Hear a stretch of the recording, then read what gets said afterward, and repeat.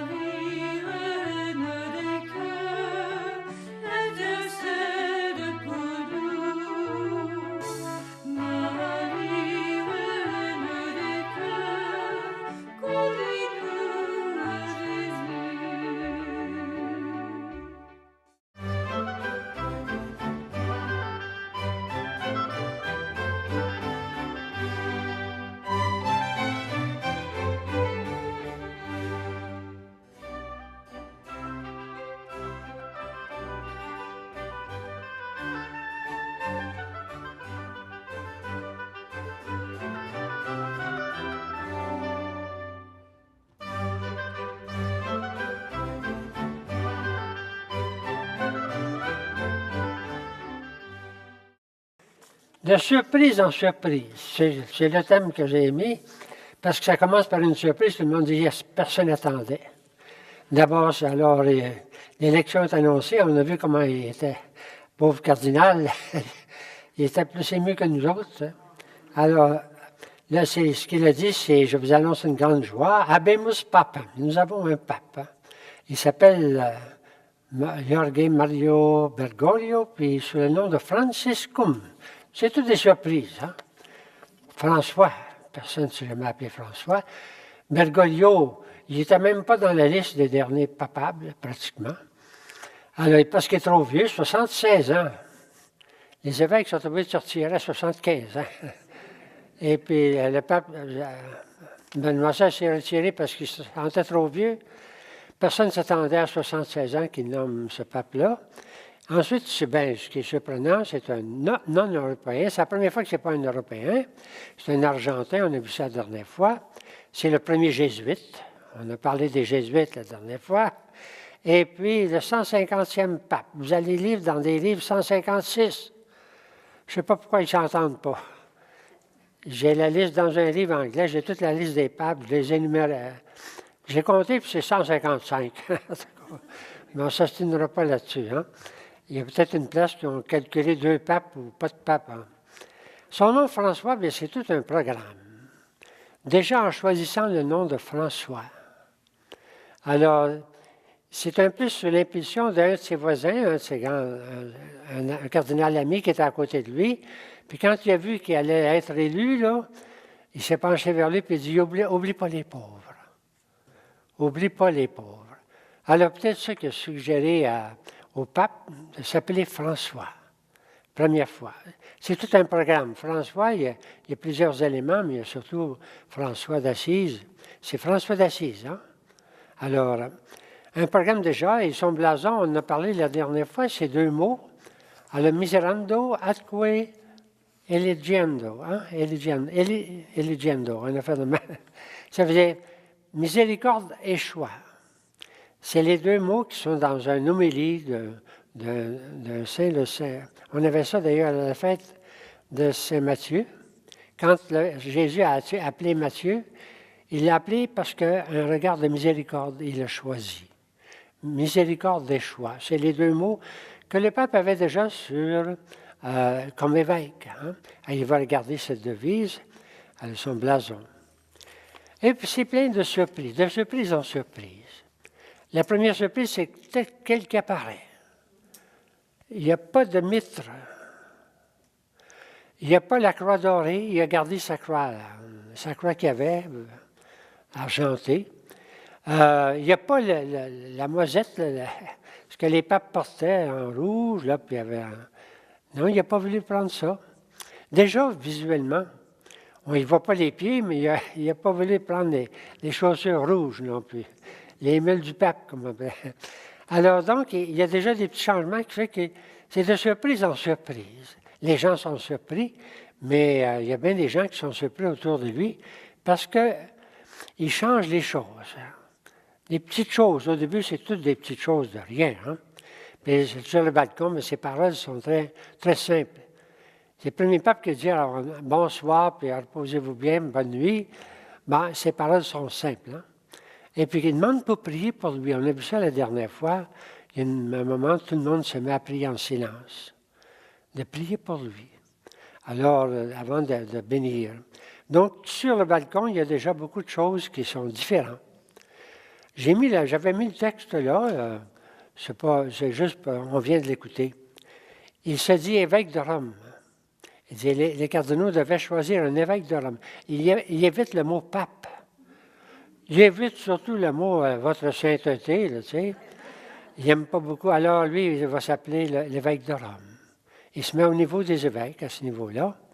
Alors, frères et sœurs, bonsoir. Vous savez que, bon, alors, il vient de le dire. Donc, je ne lis pas tout ça, là. C'est le texte qu'il y avait sur le balcon. Et on dit lui-même, avant son élection, il dit que quand il a senti qu'il allait être élu, au 4e tour de scrutin, il était pratiquement élu. Mais il paraît qu'il y avait un vote de trop. Ils ont trouvé de recommencer. Ils comptaient les votes. Quelqu'un s'était trompé, il a mis 2, je ne sais pas. Ils ont recommencé pour le 5e. Mais il savait qu'il allait être élu. Il était élu à 90 votes, je pense, sur 115. C'est tout secret, ça. Mais ça finit par se savoir. Alors, quand il a vu ça venir, bien, il dit avoir vécu une grande paix intérieure. C'est lui-même qui dit ça. Ça nous dit beaucoup de choses de lui. Une grande paix intérieure. Je ne sais pas si vous sentez ça dans sa figure. Une paix intérieure. Il est heureux d'être pape. Il n'a pas couru après ça, mais il est heureux d'être pape parce qu'il sentit que Dieu le voulait.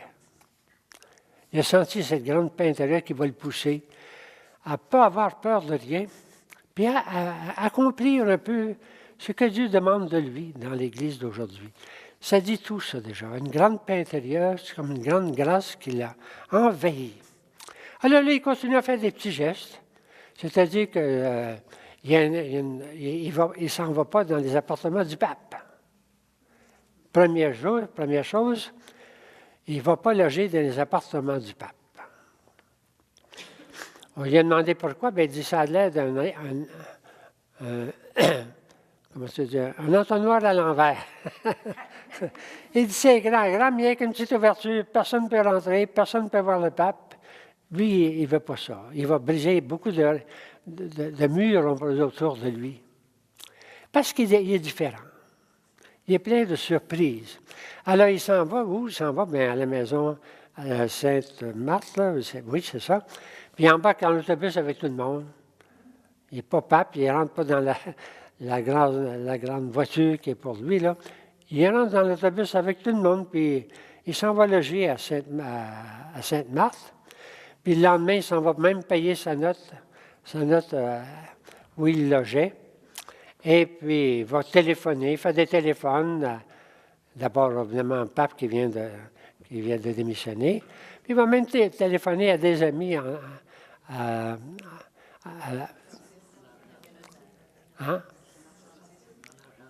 en Argentine.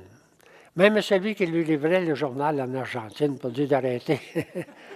Alors là, tu ne devrais pas croire ça. C'est pas le pape qui m'appelle, tu me fais une farce. Non. Alors, c'est un homme qui refuse de jouer au pape, on devrait dire. Ça va choquer beaucoup de gens. Pas ça qu'un pape. C'est pas ça un pape. Il y en a pour qui ça les choque. Surtout ceux qui sont alentour. Hein? Il est supposé de faire ça, puis il est supposé de faire ça, mais c'est pas ça qu'il fait. Alors, il reste humain. Moi, c'est ma façon de le dire, très simplement. Un pape est presque surhumain. On l'a mis dans une cage, je ne sais pas trop, les papes, c'est effrayant. On les sort presque de leur humanité. Ils deviennent des êtres un peu spéciaux. Lui, il veut rester complètement, on va dire, humain. Alors, bon, il reste.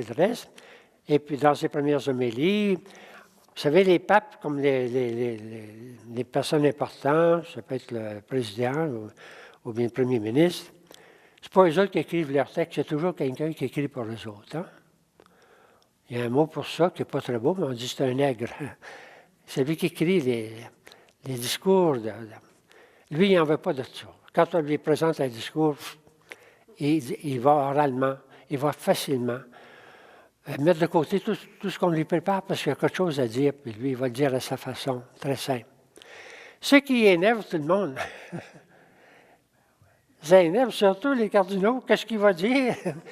Un pape ne parle pas de même, il faut savoir qu'est-ce qu'il va dire, puis il faut faire, avant qu'il dise, il faut faire que ça soit vérifié par tous les théologiens, puis c'est sûr qu'il ne dira rien. Hein? Mais lui, là, il énerve tout le monde. Là. Il va parler de cœur. Mais il n'a pas peur. Il n'a pas peur. C'est un peu les parties, alors, de surprise en surprise, ça va? Bon, le lendemain matin, il va faire une homélie en ses propres mots, très simple, en 3 mots. Je pense que j'ai les mis de l'autre côté, en quelque part. Marcher. Il veut une église qui est en marche. Pas qui regarde en arrière, qui est en marche. Et bâtir l'église. Et puis, professer Jésus-Christ. C'est-à-dire, on doit annoncer Jésus-Christ. Alors, c'est ces mots très simples. Ça va être toujours comme ça. Puis, il va faire des homélies 2-3 fois par semaine. De telle sorte que c'est publié dans toutes sortes de livres. J'en ai mis quelques-uns, là, vous allez en voir dans les librairies. Ça ne finit pas de publier ces homélies. Ce n'est pas des textes écrits, ça. Ce n'est pas des textes de pape, tu sais, mais c'est ses textes à lui. Et c'est toujours très simple, très clair, mais en même temps pastoral. Ça va être le pape. Vous allez lire quelques livres là-bas sur le bout de la table. Là. Alors, c'est un peu ça que j'ai marqué. Il ne veut pas se cacher derrière une fonction prestigieuse. Le mot me décrivait bien, alors je l'ai cité tel quel. C'est un auteur qui dit ça, je ne sais plus lequel. Là. C'est une fonction prestigieuse, c'est pape. C'est plus qu'évêque, hein? C'est plus que cardinal, c'est le pape. Alors, lui, il brise un peu, on pourrait dire, toute l'image du pape. Pas volontairement, je dirais spontanément. Tu sais, spontanément. Alors, le jeudi saint, il va même laver les pieds dans un endroit, c'est pas là qu'il est supposé d'aller. Il est supposé d'aller dans une des grandes basiliques, puis laver les mains dans une grande célébration. Lui, il s'en va dans une maison, alors dans une institution pour jeunes délinquants. Puis il se met à laver les pieds des prisonniers, pratiquement, les jeunes prisonniers. Puis il y a même une femme, il va laver même les pieds d'une femme. Et puis c'est une musulmane à part de ça. Alors là, non, juste pour dire qu'il brise beaucoup de barrières. Alors ça, c'est un peu les premières surprises, de surprise en surprise. Si vous voulez lire des livres, il y a 2-3 petits livres qui sont très bons, on en reparlera tout à l'heure, qui décrivent ça plus en détail. Mais ce qui est important, c'est qu'il y a des grands défis à relever.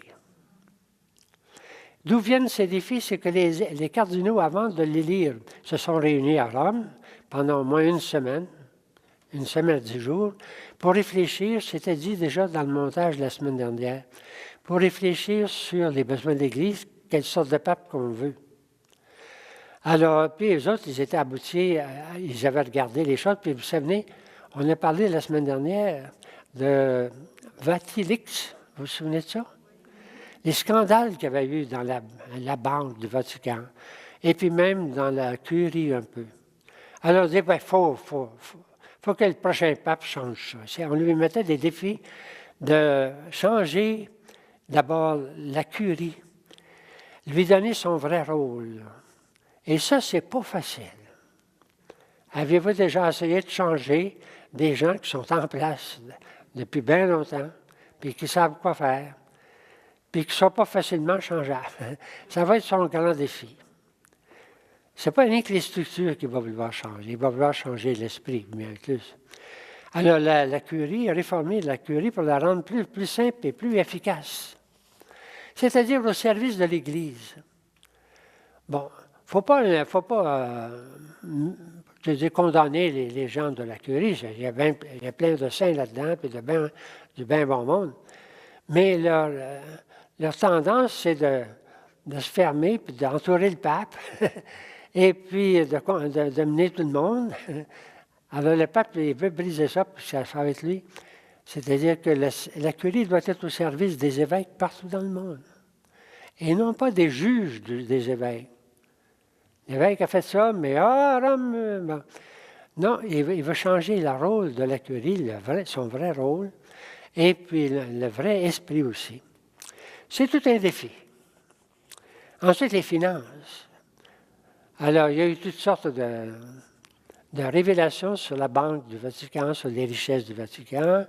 On a parlé la dernière fois de comment c'est l'argent qui est, comment on dit ça, blanchi? Oui. La mafia italienne, entre autres, qui s'était pénétrée là-dedans, de toutes sortes de façons, très puissamment, et souvent par, on pourrait dire, par toutes sortes de monde. Hein? Alors, alors il va mettre, qu'est-ce qu'il va mettre là-dedans? Établir la transparence et la vérification des comptes, ce qui n'est pas facile non plus.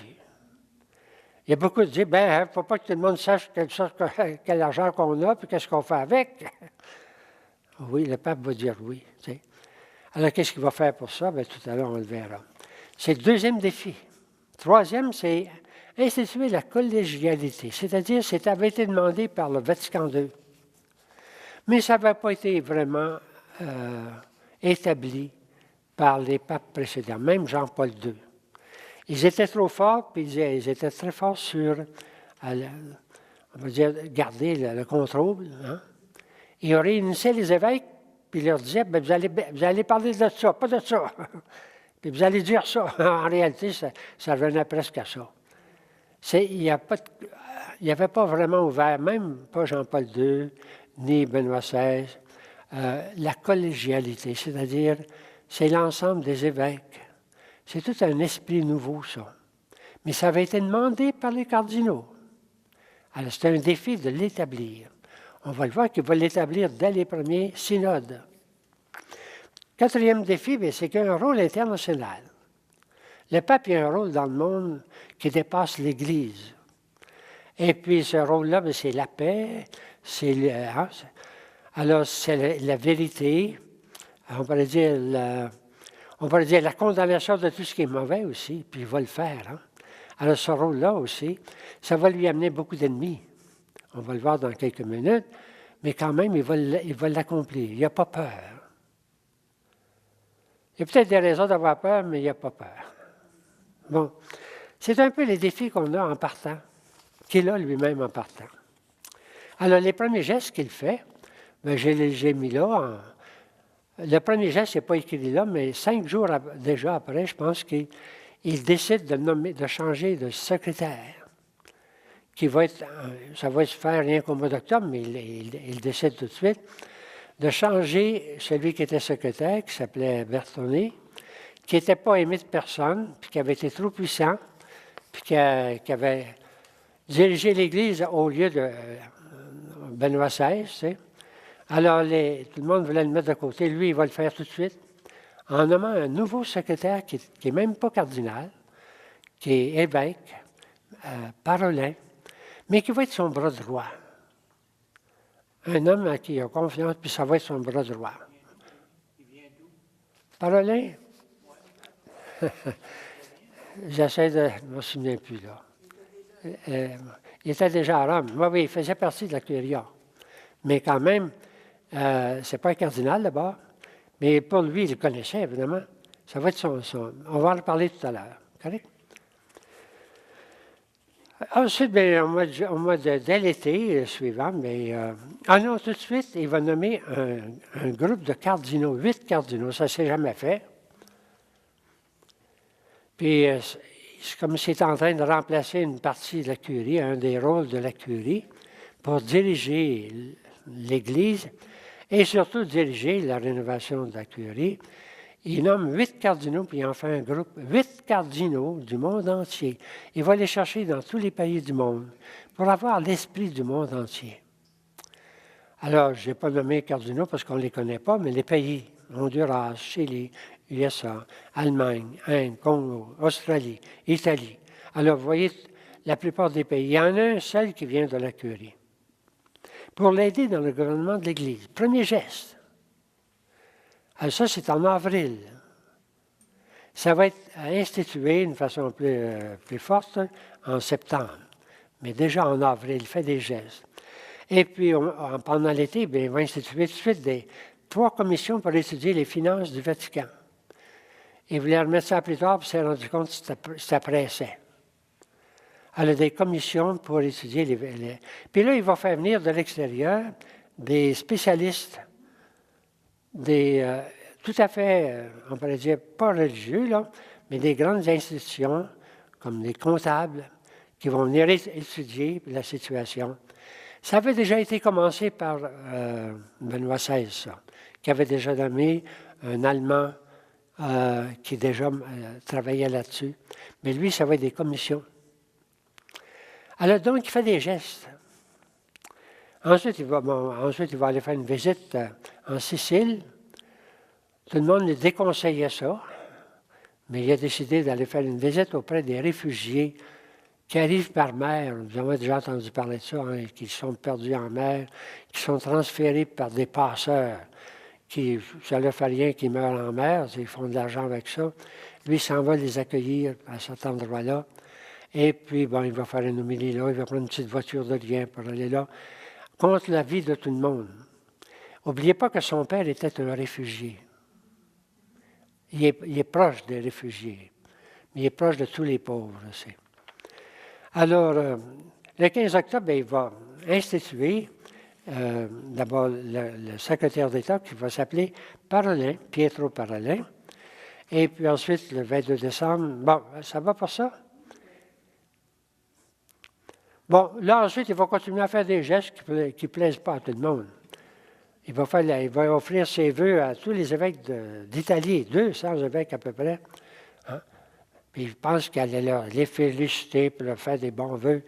Il s'est mis à leur parler contre l'opulence, contre la richesse, contre les évêques qui se promènent dans des grosses voitures. Puis en tout cas, il n'aurait pas fait plaisir en partant. Mais après ça, il aurait souhaité nouvelle. Il a fait la même chose avec les cardinaux. Alors, une fois réunis, il s'est mis à leur parler des 15 maladies des cardinaux. Bon, ce n'est pas des grosses maladies, mais quand même. Le bavardage, puis toutes sortes d'affaires. C'était concret. Il ne s'est pas fait des amis en partant. Et puis ensuite, il y a eu les 2 synodes dans les années qui suivent. Là, on s'en va de 2014-2015. Sur la famille, on va en parler beaucoup, ça. Correct? Et l'année de la miséricorde, hein? Une grande surprise encore. Alors, c'est plein de surprise en surprise. Je pense que c'est ça qui nous permet d'entrer dans cette deuxième rencontre sur le pape Benoît XVI. Ça va? Les premiers écrits. Ben là, je suis resté sur la même image, mais j'aurais pu mettre ça, on a vu ça tout à l'heure. Hein? Je vous montre quand même une image. On aime bien savoir où est-ce qu'on est. Vous connaissez Saint-Pierre de Rome? Basilique Saint-Pierre. Hein? Alors, en haut, là, la chapelle Sixtine, c'est là que s'est fait l'élection. Puis à côté de la chapelle Sixtine, c'est là que sont les appartements du pape. Mais lui, il s'en va en bas, à la résidence Sainte-Marthe. Vous la voyez? Bon, juste pour dire qu'on a vu où est-ce qu'il s'en va loger. Et l'autre pape est allé loger un petit peu plus loin. On ne voit pas beaucoup, mais peut-être un peu où il y a une flèche à gauche, là. Chez des religieuses. C'est là que l'autre pape, Benoît XVI, va demeurer à l'intérieur du Vatican, dans une aile d'une grande, on pourrait dire, une maison religieuse. Correct? Ça, c'est la maison où lui s'en va loger. Bon, juste pour dire qu'on les a vus. OK? Ces défis, on vient de le dire. Ses premiers gestes, on vient de le dire. Ses premiers écrits. Je les repasse rapidement. C'est ce qu'on va faire dans les rencontres suivantes. Mais je les présente ici tout de suite. Correct? Le premier écrit, c'est Lumen Fidei. C'est même pas de lui. Ça a été préparé par Benoît XVI. Et Benoît XVI avait écrit une trilogie. Une sur l'amour, la charité, l'autre sur l'espérance, puis la troisième sur la foi, mais il n'avait pas eu le temps de la publier. Alors lui, il voulait que ça soit publié quand même comme un texte du pape. Il l'a pris sur lui, si on pourrait dire. Il l'a peut-être modifié un petit peu vers la fin, mais ce n'est pas son texte à lui. C'est le texte de Benoît XVI. Vous savez, Benoît XVI, c'est un grand théologien, un historien, un grand théologien qui écrivait beaucoup de textes. Alors, il voulait que ça soit publié. C'est le premier, correct? Ce n'est pas là-dessus qu'on va s'appuyer pour connaître un peu François. Mais dès novembre, il va publier le texte le plus important pour lui, La joie de l'Évangile. Vous connaissez ça? Oui. On va en reparler. La joie de l'Évangile. Hein? Une nouvelle façon de voir toute l'évangélisation. Et puis, un peu plus tard, il va publier Laudato Si, c'est-à-dire une encyclique complète sur l'écologie. La joie de l'Évangile, vous l'avez ici. Je les mettrai plus tard parce que là, on ne les voit pas tout de suite. Correct? Ça, c'est une explication de la joie de l'Évangile. L'autre, c'est Misericordiae Vultus. Je l'ai peut-être pas mis à bonne place. Mais avant ça, il y avait Laudato Si. Voyons. Je l'ai perdu. En tout cas, ça va? Laudato Si, c'est une encyclique sur l'écologie. Je ne sais pas si vous reconnaissez un peu François d'Assise, proche de la nature, tu sais, respect de la nature. On va dire que l'influence, c'est dans sa pensée à lui. C'est un grand texte, pas facile à lire, mais plein de choses. On va le présenter un moment. Un peu plus tard, Misericordia Vultus, c'est quand il a lancé l'année de la miséricorde. Ce n'est pas un grand texte, mais très riche, très beau. Si jamais vous voulez le lire, dans un des livres qu'il y a là, vous l'avez comme ça ici, Bulle d'indiction de Jubilé, alors de la miséricorde, par François, évêque de Rome, hein? Serviteur de Dieu. À ceux qui liront cette lettre, grâce, miséricorde et paix. Et dans ce livre-là, le pape François a le nom de Dieu et miséricorde. Je pense que je l'ai mis à la bibliothèque là-bas. C'est pour avoir le texte tel quel. Ensuite, Louis Soitu, je ne les ai pas mis en ordre sur mon ordinateur. C'est écrit sur la sauvegarde de la maison commune. Sa façon de montrer, la terre, c'est notre maison commune. Il faut en prendre soin. C'est sa façon de le présenter. On est tous, puis tout est important dans cette maison commune-là, alors c'est sa façon de le présenter. Alors, Laudato aussi, ça veut dire « Sois loué, Seigneur ». Seigneur, sois loué, c'est un texte de François. La prière de François, hein? Sois loué, Seigneur. Et ça continue avec un autre texte, très grand texte, qui est plus récent, La joie de l'amour. Vous avez entendu parler? On va en parler. Ce n'est pas un texte facile à lire, il est très long, mais il est très riche. Mais c'est un texte de pasteur.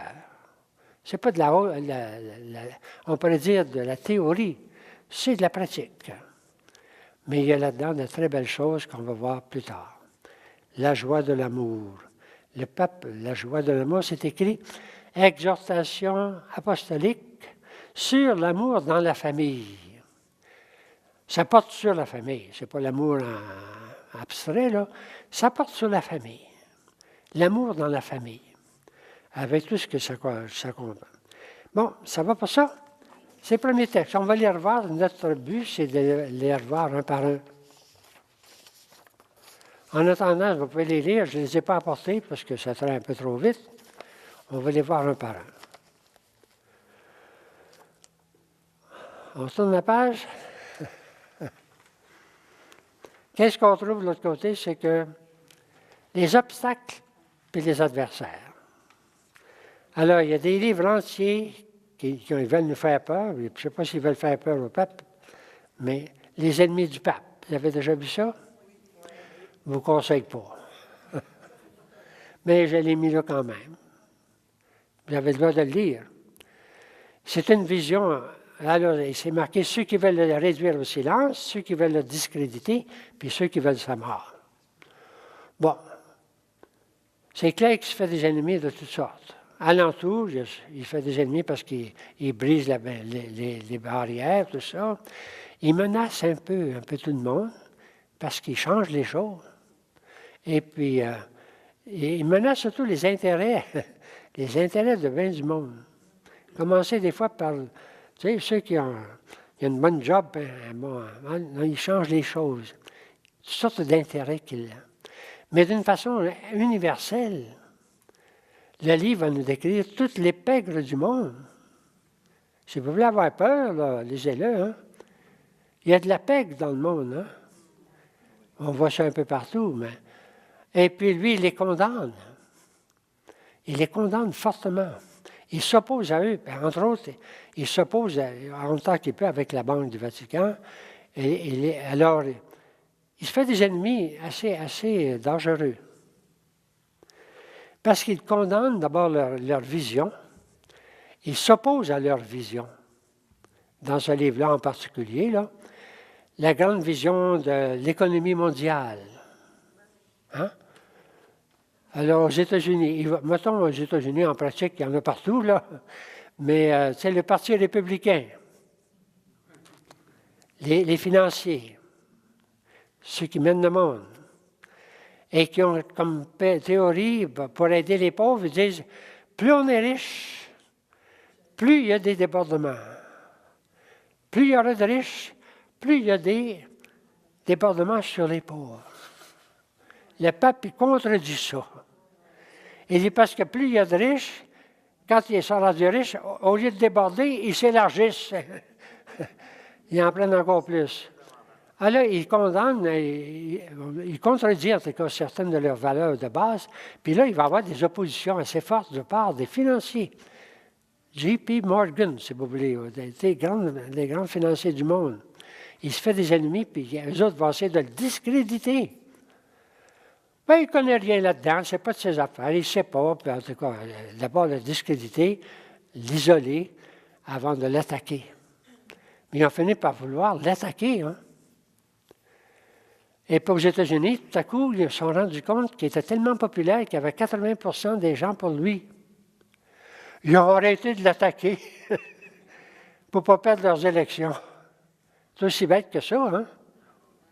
Hey, si on l'attaque trop, on va perdre bien du monde dans nos... Alors, c'est tout le parti là, républicain, là. Je dis républicains plus fort que les autres, parce qu'ils sont vus comme ça, là. Je ne suis pas un spécialiste là-dessus. Ils ont arrêté un petit peu de l'attaquer parce que c'était dangereux, politiquement. Correct? C'est tout dans ce livre-là. Bon, il y a bien d'autres choses. Mais en même temps, c'est que le pape va agir au niveau universel. Le pape, les ennemis du pape, c'est au niveau universel. Et il va agir parce qu'il y a quelque chose à faire. Et une des grandes actions, c'est qu'il va réconcilier les États-Unis avec Cuba, ce que les autres papes n'avaient pas réussi. Alors, il n'y a pas rien de négatif là-dedans. Là. Il y a tout ce qu'il fait, tout ce qu'il a réussi à faire au niveau universel parce qu'il y a un rôle universel. Il y a un rôle de paix. Et puis, il va proposer ses valeurs, ses dialogues, et non pas des murs, mais des portes ouvertes. Hein? Des ponts. Il faut bâtir des ponts et non pas des murs. Alors, pas ceux qui s'entendent beaucoup avec Trump, tu sais. Bon. C'est un peu ça, les ennemis du pape. J'essaie de le résumer en très, très gros. C'est les quelques idées que vous allez trouver là. Mais il y a bien plus que ça. Ce n'est pas pour nous faire peur. Mais il y a quand même, j'ai marqué ici, ça c'est plus au niveau universel. Il y a un autre livre qui s'appelle François parmi les loups. Ça c'est plus à l'intérieur de l'Église, à l'intérieur de ceux qui l'entourent. Tu sais. Là aussi, il ne se fait pas des amis en partant. Pas parce qu'il cherche des ennemis, mais parce qu'il fait la vérité. Et puis il apporte le changement. Et puis ça ne fait pas tout le temps le plaisir de tout le monde. C'est ce qu'il voulait avant le conclave. Oui, c'est ça que les cardinaux veulent. Mais là, c'est lui qu'il faut que. C'est lui qui va le faire. Ouais. C'est lui qui va le faire. Correct? Alors, j'ai marqué, il change l'image du pape, il bouscule le protocole. Ça n'a pas l'air de nous faire grand-chose, mais pour les gens qui sont alentour, ils ne savent plus qu'est-ce qu'il va faire, puis il ne fait pas comme un pape, puis toute l'image du pape qui est changée. Lui, ça, alors, il fustige le carriérisme. Ça, c'est les évêques qui essaient un diocèse de plus en plus grand pour devenir cardinal. Le carriérisme, il n'y a pas que les évêques, puis il y a tous les prêtres, puis alors à Rome, tous ceux qui... La carrière, hein? C'est-à-dire monter. Il inquiète les puissances politiques et financières des États-Unis, je viens de le dire. Il menace les intérêts de beaucoup, la mafia italienne, entre autres. Et puis d'où les résistances, les critiques, puis les attaques, souvent subtiles, très subtiles. À l'intérieur de l'Église, on s'attaque d'une façon subtile. C'est un peu. C'est pas toujours très clair, mais il y a toute une façon d'attaquer l'autorité, hein, en la tournant ridicule. Oh, c'est un bon curé de campagne, ce pape-là. Hein. Il ne connaît rien là-dedans. Il devrait demander conseil à tout le monde. Il y a toutes sortes de façons de baisser, de l'éloigner et de l'isoler. C'est ça qui est triste. Qu'il devienne isolé un peu. Alors, des intrigues, des inerties. Intrigues, inerties ou bien oppositions, puis de plus en plus des oppositions doctrinales. Il y en a qui ont tellement peur qu'ils changent quelque chose qu'ils se mettent à l'attaquer. Il y a des cardinaux aux États-Unis qui l'ont attaqué d'une façon forte. Parce qu'ils pensent qu'il est en train de changer des choses. On va voir qu'il est en train de rien changer, sinon l'esprit. Ceux qui ont peur, je vous le dirai tout à l'heure, de quel livre lire. C'est pour dire qu'il ne se fait pas rien que des amis, mais il s'en fait des amis. Et ses amis, c'est l'ensemble de la population, c'est l'ensemble des pauvres. Il est proche de tout le monde. Et c'est ce qui fait sa force. Hein? Alors, puis il va avoir quand même des appuis très forts, même à l'intérieur de la curie, comme Parolin, entre autres, et d'autres, c'est sûr. Il ne peut pas vivre tout seul.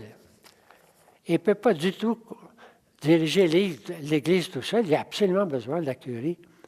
Mais il va essayer de travailler l'esprit de la curie pour qu'elle joue son vrai rôle. Donc, il est en même temps populaire. J'ai mis quelques livres là, ici rapidement, c'est pas. Le Pape des pauvres. Celui-là, je vous le conseille, si vous ne l'avez pas.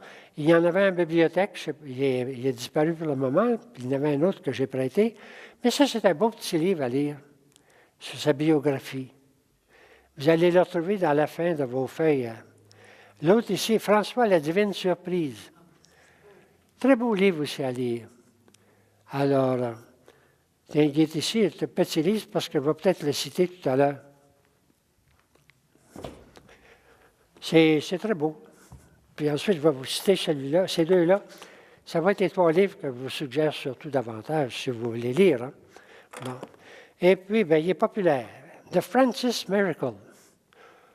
Ce qui veut lire en anglais. Dieu, il y a toutes sortes de livres. Hein? Alors, ça va pour ça? Il y a popularité, puis vous avez toute la liste des livres, c'est d'une autre façon, c'est qu'il y a une popularité mondiale auprès des pauvres, puis même en dehors de l'Église, c'est ça qui est assez fort. Beaucoup de gens qui sont en dehors de l'Église, qui l'admirent parce qu'ils voient sa simplicité, puis il est proche des pauvres, il est proche des gens. Alors, il gagne le cœur de beaucoup de gens. Et je dirais de tous les catholiques simples. Sa personnalité, bien là, moi j'avais pris cette image-là. En la regardant, qu'est-ce que ça vous dit? La joie. Hein? La paix. La quoi? Ah, la paix, oui. La colombe. Ça veut dire quoi de sa personnalité? Un peu d'humour, ah oui, oui. La spontanéité, au moins. Hein? Alors, la joie, la spontanéité, Il n'y a pas de peur là, hein? Alors, la simplicité, on peut dire, on voit, cette image-là nous dit quelque chose de lui. J'ai mis quelques phrases que j'ai tirées un peu à gauche et à droite, là. C'est juste pour vous dire, il est un homme libre.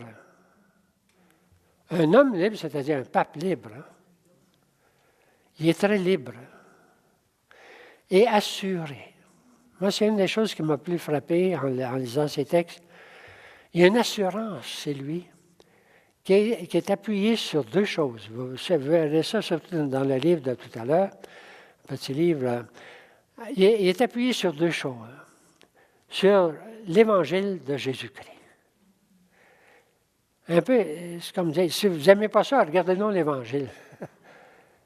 Il est très proche de Jésus-Christ, qui ne condamnait pas les gens, qui ouvrait la porte à tout le monde. Alors, il est très proche de Jésus-Christ. C'est sa force. Hein? Puis deuxièmement, le concile. Le concile, il va s'appuyer d'une façon pas tout le temps verbale, explicite, sur le concile, mais il va appliquer le concile comme endroit. Donc, il est appuyé sur des choses solides.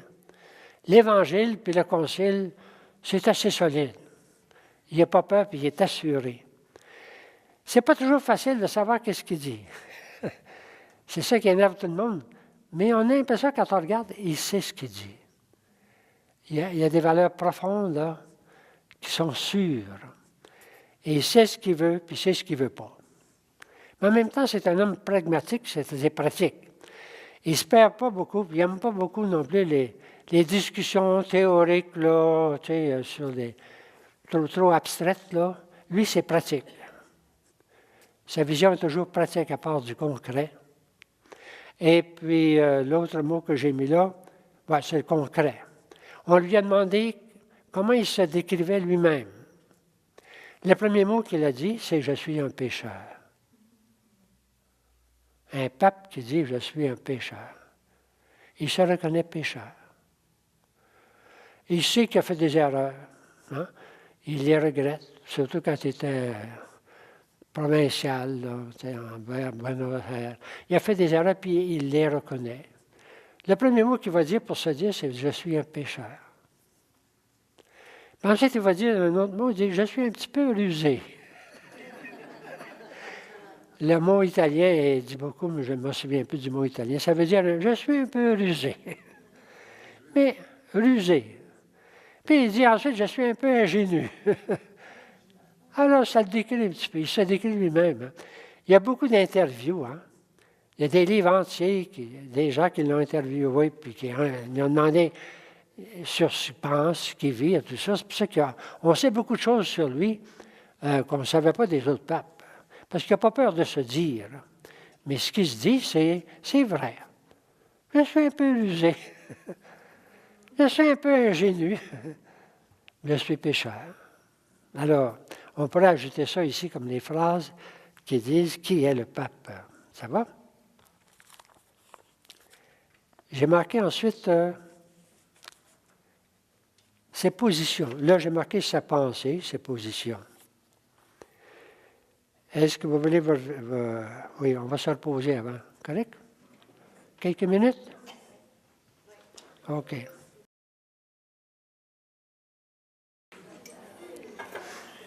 Alors, le pape a de la misère, il va avoir de la misère à introduire certains changements, mais lui, c'est moins les structures que l'esprit. Même de la curie, là. Il y en a qui vont dire, bien, des fois, il y a bien des façons de s'opposer à ça. Il compare ça à un mur de caoutchouc. Tu frappes dedans le mur, ça ne change pas vite. Alors, on va voir que le pape, il y a des principes, on va les voir plus tard. C'est un principe très clair là-dessus. Hein? Bon. Alors, aujourd'hui, c'est juste une vue d'ensemble. Sa pensée en général. Jusqu'où ira François, c'est un des livres que je vous suggérerais, si jamais vous avez le goût de lire, parce qu'il y a une autre édition là-bas à la bibliothèque. Guénois, je vous le suggère. Pas tous les livres, mais celui-là, je vous le suggère. Et puis ensuite, jusqu'où ira François. Et puis un autre que je vous suggère beaucoup, c'est Lenoir, Le printemps de l'Évangile. On va les revoir tout à l'heure en bas, correct? Dans la tête du pape François, je l'ai lu, mais c'est un philosophe, je trouve ça un peu plus abstrait. Je ne vous suggère pas, mais je ne l'ai pas de toute façon, il m'a été prêté. On va regarder ce qu'il y a sur le texte ici, correct? Alors, les utopies. C'est-à-dire, quand il a été élu, les gens, ils en disaient, ah, il va tout changer, il va tout changer. Et Suppa, François, la divine surprise, elle décrit comment elle a vécu elle-même, ça. Alors, une partie de moi s'est mise à penser que ce pape pensait tout comme moi, hein, et comme les gens modernes. Et alors, il allait réformer tout ce qu'il y avait de grippé dans l'Église catholique, à commencer par la place des femmes. Il allait régler tout cela, puis aussi simplement. Puis, alors, il y avait une grande liste, tu sais. Elle dit, moi, je pensais qu'elle allait tout faire, tout changer ça. L'ordination des hommes mariés, des femmes prêtres, et le reste, et le reste. Il allait tout faire ça. François était devenu pour moi le pape idéal, qui allait tout changer d'un coup de baguette magique. Quelque temps plus tard, il s'en est pris aux évêques. Hein? Alors là, j'ai commencé à me demander, c'est-tu ça mon rêve, Sacha? Est-ce que c'est ça? Alors peu à peu, elle va dire, j'ai compris que réformer n'était pas le seul enjeu de son pontificat. Il voulait poser quelques préalables, et le plus important était de faire entendre la grandeur de la cause de Dieu. Il ne va pas changer les choses s'il ne change pas l'esprit. Ça. Alors, les utopies, je les ai mises ici. Elle le dit clairement, elle, c'est une amie du pape, hein? Elle pensait qu'elle allait, tu sais, les femmes prêtres tout de suite, puis les prêtres mariés, puis tout de suite. Alors, toutes les utopies là, qu'on pensait qu'elles allaient changer. On pourrait en mettre plusieurs, hein? Je ne sais pas si ça va venir, mais c'est penser qu'il va faire ça, là? Non. Face à toutes les questions d'aujourd'hui, l'euthanasie, le mariage gay, l'avortement et tant d'autres, lui, qu'est-ce qu'il fait? Il renvoie, quand on lui pose des questions, on renvoie toujours à l'Église, à la doctrine vous connaissez la doctrine de l'Église? Je ne m'en viens pas changer ça. Au niveau de doctrine. Mais il refuse d'en faire le sujet constant de son langage. Il ne veut pas passer son temps de parler des homosexuels, puis le reste. Une fois, il en a parlé, puis ça a fait le tour du monde. Hein? Mais alors qu'on sort ça du contexte. Il a dit, si quelqu'un veut être sincère et veut suivre le Seigneur, qui suis-je pour le juger? Ça a fait le scandale des cardinaux, mais ça a fait le tour du monde. C'est pour dire qu'il veut qu'on revienne toujours à l'essentiel d'abord. Ça, dans le livre de Lenoir, c'est très clair. Revenir à l'essentiel, l'amour de Dieu pour ce monde et dans ce monde. Et c'est quelque chose. Mais en même temps, il change, ça c'est ma façon de dire, là. Il change la façon d'en traiter de tout ça. Non pas par la condamnation, par l'exclusion, mais par l'accueil, la miséricorde et l'espérance. Puis il dit, c'est ça que Jésus-Christ a fait. Jésus-Christ a condamné l'orgueil. Puis il a condamné deux choses. Hein? L'orgueil de ceux qui se pensaient trop fins et le scandale des enfants. Lui aussi, il va être dur là-dessus. Mais le reste. Alors l'espérance, une grande profondeur spirituelle, une grande espérance. La tendresse et la miséricorde avant la loi. On peut dire ça d'une certaine façon. Ceux qui sont légalistes avant tout, lui disent non, la miséricorde passe avant. Ça ne veut pas dire qu'il détruit la loi, mais la miséricorde passe. Alors, ça va être l'année de la miséricorde. Hein. Avec lui, nous apprenons, d'après moi, à juger autrement dans le contexte de la foi, mais avec miséricorde. Pas commencer par condamner, mais commencer par accueillir. L'accueil. Alors, la miséricorde, l'espérance. Il veut une église accessible à tous comme un hôpital de campagne. C'est-à-dire un hôpital qui s'en va vers les malheureux, qui sont blessés très fortement. Il veut une église qui irait vers tous ceux qui sont blessés. Je ne parle pas de physiquement, là, blessés dans leur être, tout ça. Ils aimeraient une église, un hôpital de campagne, qui va se les, c'est-à-dire qui va dans les lieux où on se bat, pour rejoindre. Ça va être sa vision de l'Église, ça. Ça va pour ça? C'est une première vision. Ça nous prépare à lire ces textes. L'idée ici, là, ce matin, c'est de nous sensibiliser un peu à l'ensemble. Alors, il y a un beau texte ici du cardinal Carolin, qui est devenu cardinal, son secrétaire, son bras droit, qui a fait un très beau texte. J'ai mis le texte sur une feuille, là, mais je le résume ici. Ah, vous l'avez pris. Alors, je le résume ici.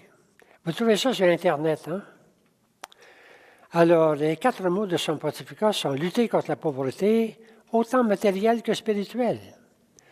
Construire la paix, construire des ponts. » Alors, le cardinal Parolin, qui prend, je pense qu'il y comprend bien le pape et sa pensée.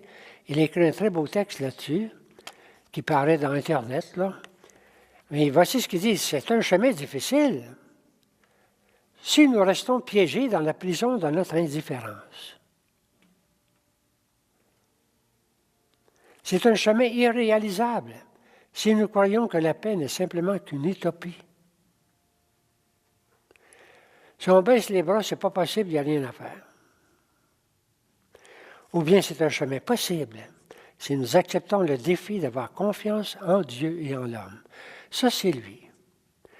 Il y a confiance en Dieu et en l'homme, les deux.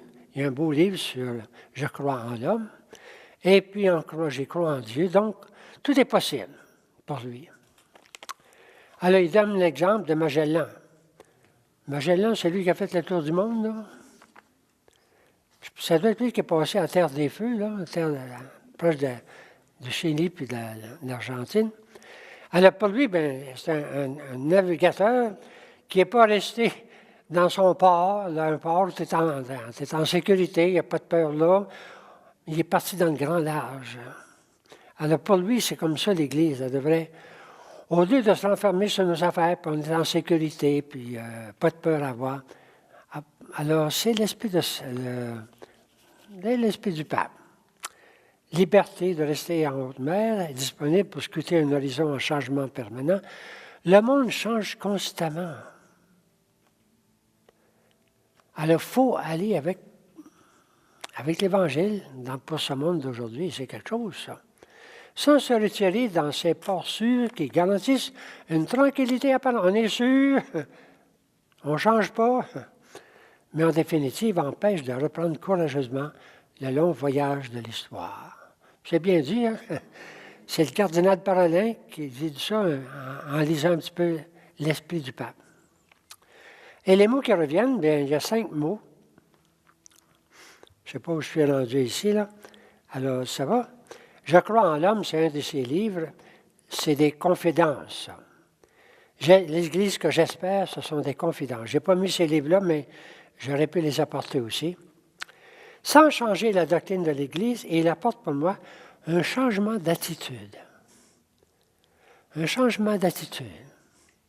Il n'y a pas de peur, mais il faut ouvrir. La miséricorde, c'est un changement d'attitude. Et les maîtres mots rejoignent un peu notre projet. Les mots qui suivent nous disent ce qu'il est et ce qu'il désire pour son Église. C'est un peu notre projet des rencontres qui vont venir. Correct? Les mots pauvres, ça va être le sujet de notre prochaine rencontre. Parce que c'est essentiel pour lui. Le pauvre, les pauvres, l'Église de pauvres pour les pauvres. Ensuite, la joie de l'Évangile. Ensuite, la maison commune, c'est la terre, c'est ce que nous habitons, ce dont nous sommes responsables. La miséricorde, c'est tout l'esprit de la miséricorde, de l'année de la miséricorde. Et la famille, l'amour dans la famille. Ça va être les sujets de nos prochaines rencontres. C'est des grands textes pour chacun que je vais essayer de présenter, mais ce n'est pas facile de présenter un texte de 100 pages dans quelques minutes, mais je vais essayer. Puis je vais vous dire comment les lire si vous voulez. Correct? Vous pouvez les lire en attendant. Pour les comprendre mieux que moi, hein? Bon. Je termine par des suggestions de lecture. Correct? Le premier, c'est Andrea Antonelli, c'est un homme, ça d'abord. Le pape des pauvres, la biographie dont je parlais tout à l'heure. Alors, correct? Celui-là, je vous le conseille beaucoup, il est simple, il est très beau, facile à lire, sur sa vie. François, la Divine Surprise, je vous le conseille beaucoup. Très beau, très simple. Et oui, sympathique. Les ennemis du pape, je ne vous le conseille pas trop si vous voulez. Mais si vous voulez savoir ce qui se passe dans le monde, vous allez avoir une vision pas facile. En même temps, toutes, on pourrait dire, j'ai marqué ici, toutes les pègres du monde en action. Il attaque tous les pouvoirs sales. Ceux qui vendent des armes, rien que pour faire de l'argent puis créer la guerre. Ceux qui transportent le monde, pour faire de l'argent puis qui laissent périr en mer. Ceux qui font des esclaves de toutes sortes de façons. Il est très dur, c'est-à-dire il les condamne. Hein? Alors, on les voit, il se fait des ennemis là-dedans, dans l'international, dans les grandes... Bon. Et en plus de ça, ceux qui, j'en ai parlé tout à l'heure, François parmi les loups, mais ça, c'est ceux qui ne l'aiment pas trop alentour de lui. Alors, c'est une façon de le voir. Ça, c'est plus intime, mais c'est pas plus facile. Ça va? Jusqu'où ira François? Lui, je vous le conseille. Et le noir, je vous le conseille beaucoup aussi. Si vous avez peur que le pape change des choses, ceux qui ont peur, dites-leur de lire ce livre-là. C'est très simple. C'est un philosophe chrétien très fort qui montre comment ce qu'il fait, c'est ce que fait Jésus-Christ. Tu sais, n'ayez pas peur. Alors ça, c'est un très beau livre, très simple, d'après moi, qui est très simple, qui nous fait approfondir sa vision et ses actions. Et c'est proche de Jésus-Christ et du Concile. C'est là qu'on voit qu'il n'y a pas de peur à avoir. Je terminerai avec un chant de Robert Lebel. Correct? On va l'écouter comme l'Esprit. C'est un peu le Seigneur qui l'appelle. J'ai besoin de toi. Ça nous invite à prier avec lui, puis à demander au Seigneur de le bénir. C'est comme un beau chant de Robert Lebel qui nous dit encore, la semaine dernière, c'était ensemble, marchons ensemble. Là, c'est J'ai besoin de toi. Viens.